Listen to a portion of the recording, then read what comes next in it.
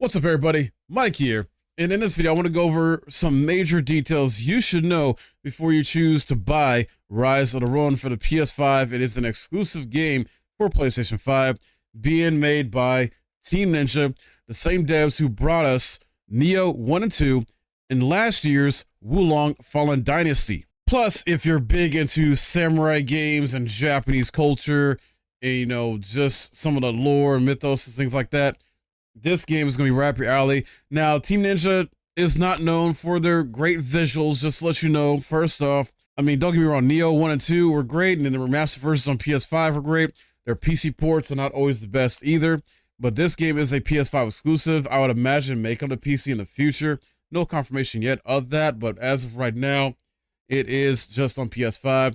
But remember, Neo 1 and 2 were PlayStation exclusives too for at least, I want to say, 6 months to a year.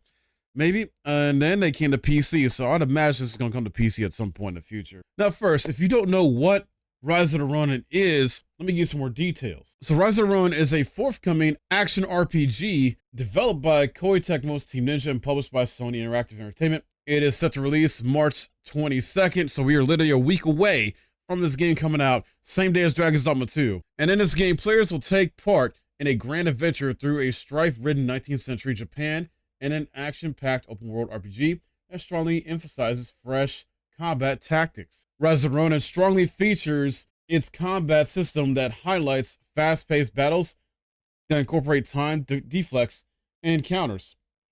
Rise of the Ronin allows players to switch between different combat styles, each having unique moves and effectiveness against specific enemies they are facing.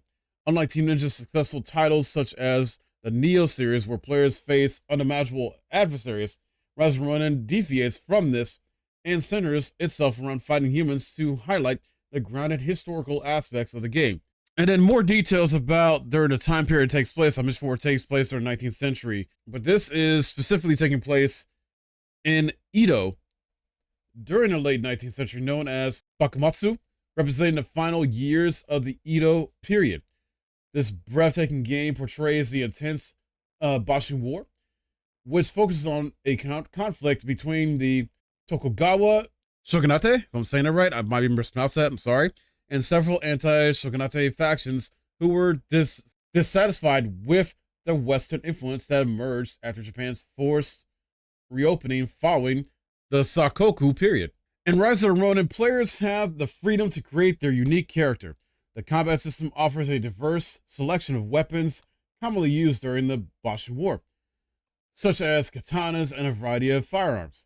Throughout the game, players will encounter key moments that impact the story through the choices they make, allowing them to align with or oppose values with NPCs. Rise of the Ronin also provides the opportunity to explore historical significant locations like Yokohama, Kyoto, and Edo, including rural areas that can be navigated by utilizing various means of transportation, such as horseback riding and aerial traversal with the use of a hook or a glider. Additionally, Rise of the Ronin also offers difficulty levels to amp up the challenge, as well as cooperative online multiplayer for the 3 players. Some key features they note here is shape a dynamic story. As a masterless samurai, a Ronin, your destiny is your own. See the story unfold in different ways depending on the choices you make and the choices you ally with along the way. Face critical mission decisions like whether to assassinate or protect key figures, and shape the course of history through a rich multi-choice system. Explore an authentic world. The Bakumatsu period heralds the end of the shogunate as a new era begins and East and West collide. Experience the cultural revolution across an open world where you'll meet the key figures who'll shape the course of history, and the ordinary citizens seeking a guiding light in the darkness. Engage in deep, accessible combat. From the veteran developers of Neo and Ninja Gaiden, Rise of the Ronin offers deeply engaging yet accessible combat with layers of complexity suitable for any playstyle. Face your foes with a selection of close quarters weaponry, or engage from afar with authentic period firearms. Something cool here about the world in Rise of the Ronin is, with it being an open world game, it'll be set in 3 major cities of Japan as well as the countryside, with the 3 cities combined spanning 27 square kilometers. The 3 cities will be Edo, in modern-day Tokyo, Kyoto, the imperial capital in Yokohama, Japan's major port for international trade and their symbol of modernization.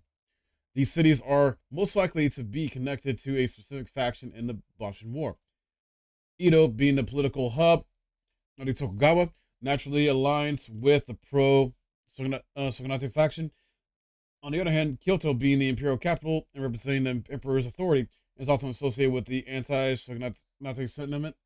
As an international port, Yokohama is closely linked to the Western forces, known as the Obe, who seek to establish trade relations. Considering these potential affiliations, it's highly likely that each city will feature characters, missions, or quests that are tied to their respective factions. And speaking of factions, there seems to be three main ones here we're going to talk about a bit more. The Sabuku, which are the pro-Shogunate forces of the Bakumatsu era and supporters of Tokugawa, seeking to maintain its centralized rule and defend the Shogunate against external pressures and internal threats to uphold the existing political order. Then there's the Tobaku, or Tobaku, sorry. Anti-Shogunate forces are made up of diverse groups and individuals united by their opposition to the Shogunate's rule and their desire to restore imperial authority in Japan. And as mentioned before earlier, the Obe, the Western forces of the Bakumatsu era, consists of U.S. and European powers who seek to open Japan to foreign trade, leading to the end of the country's long-standing isolationist politics and influencing its political and economic landscape. And this game is just gonna be massive. Like, this open world game, it's gonna be super massive with different things that are gonna be at your disposal. You know, different blades and firearms to use. You'll have unique skills. You know, different combat styles, parrying and counters and stuff. You know, when mixing the combat, things like that, it is just gonna be freaking phenomenal in terms of gameplay, I feel like. And it seems like, based on what I've been reading and hearing about too, their Team Ninja, not necessarily best known for how they write their stories, like Neo 1 and 2 and Wulong, for example. Not the best stories, but the gameplay of those games are very good overall. Fun boss fights, things like that. But there seems to be a heavier focus this time around on the story and narrative to make it a more compelling, you know, story-driven game with great characters and great writing. And then lastly, I want to go into a couple of editions of the game. You got the standard edition, Rise of Ronin, which is $70. Looks like no pre-order bonuses for that. Then you got the digital deluxe edition, which gives you the I Got Ninja Star, Toyokuni paired swords, Bendo Warrior armor set, Japanese formal wear set, digital art book, and digital soundtrack. And that is set at $80, so $10 more. So that wraps it up for this video. I hope it was very helpful and informative to you and help you decide if you want to get this game or not. I imagine probably many of you have already pre-ordered this, especially if you were fans of Team Ninja, the developer, and were fans of Neo 1 and 2, and just loved Wulong Fallen Dynasty as well too, even though I feel like that person was like an easier type of Souls-like game. But I'm loving the open worldness of this personally. You know, this feels like a mix of Neo and Sekiro to me, possibly, based on information. Haven't played it yet, just going off what I've seen gameplay-wise and, you know, things I've been reading about. But yeah, I'm personally excited about this. I'm hyped for it. What about you? Are you hyped for it? Is this a day one? Is this not a day one for you? Is it a wait for a sale? You know, what has you most excited? Is it the gameplay, combat, the story, the choices matter type decision making in this storytelling game, the open worldness of this?